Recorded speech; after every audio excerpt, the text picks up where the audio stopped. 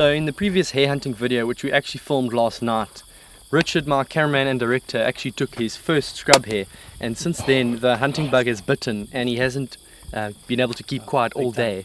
So the plan was always to go out tonight and for Richard to do some more hunting. But at the moment I am Obi-Wan Kenobi and he is Anakin Skywalker. He's my young Jedi and I'm going to be training him tonight.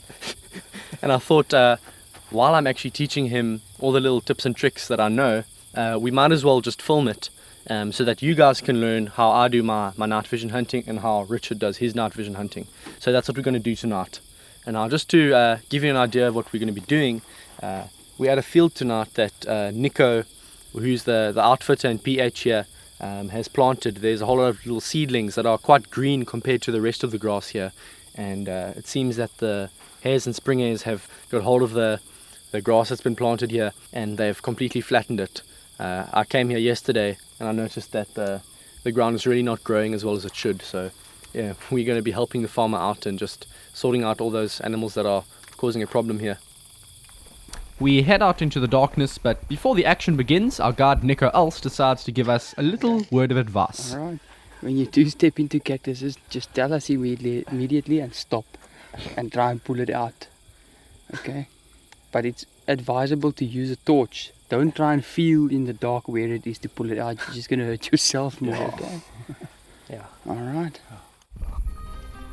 Nico leads us further into the field, and it's not long before the NiteSite spotter is switched on and the search for our first animal of the night begins. Okay, we're about 2 minutes into the hunt. Looks like maybe a springhare and a scrubby. I've never shot a springhare before, so I'm hoping it is a springhare. I got an awesome shot last night on a scrubby, and this might be my chance, so we're gonna sneak in a little bit closer and see if we can get in shooting range. The hare we're looking at is hopping around a fair bit and making it very difficult for us. When he eventually keeps still, I get the camera set up and Richard gets comfortable behind the gun. We need to just focus the scope until he's pretty much in focus. Okay, that should be fine. Now, hold it so that the crosshairs are right on the top of his head. Okay. So it's going to drop about half a mil dot to 3/4 of a mil dot.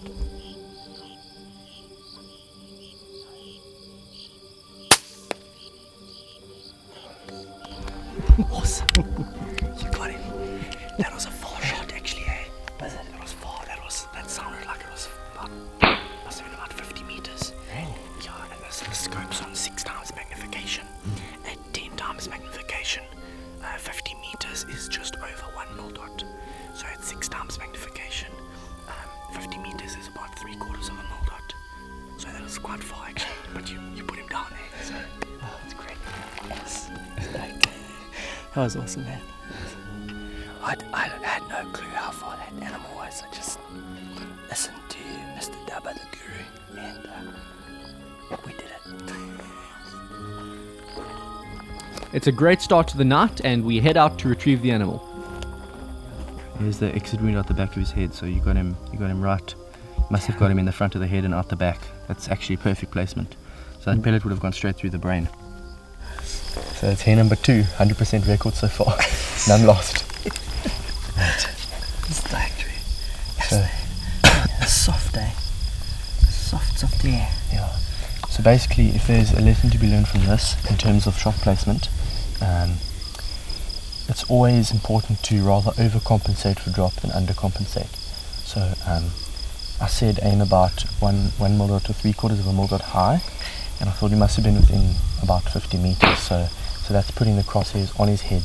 If he was any closer, it would have either hit him in the top of his head or it would have missed him. In which case, maybe he runs away, but at least you're not injuring him. But if you undercompensate and you hit the animal low, as in too low in the chest or in the stomach, it means he's going to run away injured, and you might get him in the end, but it's not ethical hunting. So especially when you're shooting with an air rifle, rather overcompensate than undercompensate. If you're shooting with a rimfire, say .22 with a hollow point, you can pretty much hit him anywhere and he's going to go down. But with the air rifle, you've got to be very careful where you place the shot. But well done, you got him. Nice. So that's one down. You can take your animal and let's go. Let's go get another one. With one scrub hare down, Richard is very keen to shoot a springhare. These are in a completely different family to the scrub hares and look more like a small kangaroo than a rabbit. And just our luck, within a few minutes we've spotted a pair of springhares within shooting distance. Remember, this is all being recorded with infrared cameras, so the beams of light that you see coming from the NiteSite units are actually invisible to the naked eye. All we can see while we're hunting are the screens of the NiteSites. Everything else is pitch black. Richard lines up on the springhare to the right, and he goes straight down. See the next one? Yeah. To the right, do you see him? Yeah. Just missed. He tries to take a quick shot on the second one, but the pellet flies just over his head and he hops behind a bush. We reposition ourselves quickly and Richard sets up once again. No, too hard. Just aim right in the middle of his head. Nice. Sure. Shot, Matt. Yeah, Matt. Matt, give me a last second advice there. Can I just say, I came here last time and I tried to get 2 springhares in one sequence and I couldn't. So if Rich had got that one, I would have been very upset. So he missed that follow-up shot on that second one, but he did track it down and get it, which is one better than I managed to do last time. So well done, eh? Nice. Nice. Okay. One of the highlights for me tonight is not just shooting the animals, but watching Matt Dubber, the expert air rifle hunter, carry the camera and feel my pain and my pressure.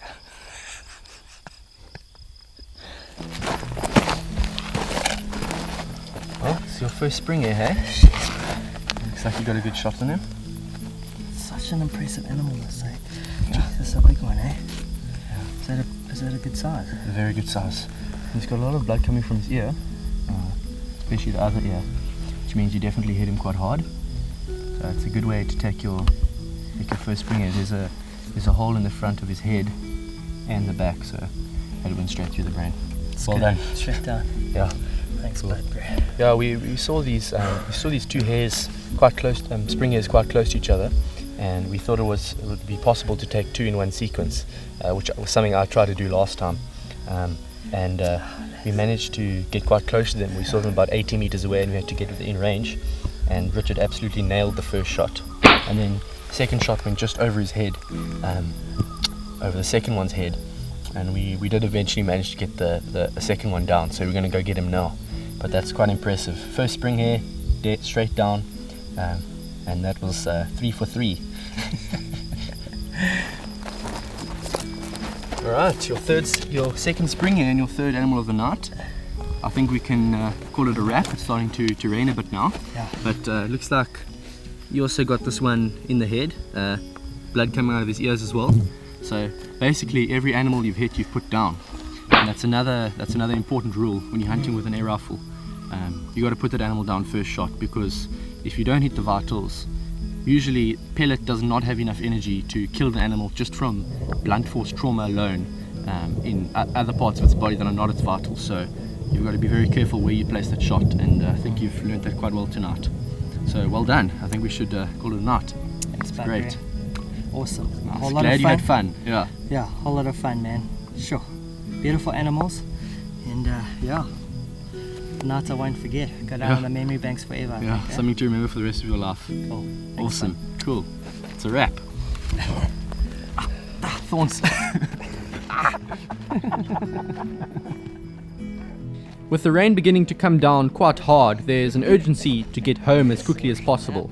There's a river between us and the house, and if the river starts to flood, we'll have to spend the night in the bush, so we make our way back to the truck and call it a night. So it's another successful hunt, cut short by the weather unfortunately, but it's still enough to call a good night. If we wait out here any longer, the rain's going to start falling, and we have a river to cross. We don't want the river to start flowing, otherwise you're not going to be able to get back to the house. So that's a night, 3 animals. Subscribe to Arms Hunting South Africa to see more videos just like this. I'll be sure to be coming back here, and I know Richard won't miss it for the world. So So yeah, that's a good night. Cheers, guys.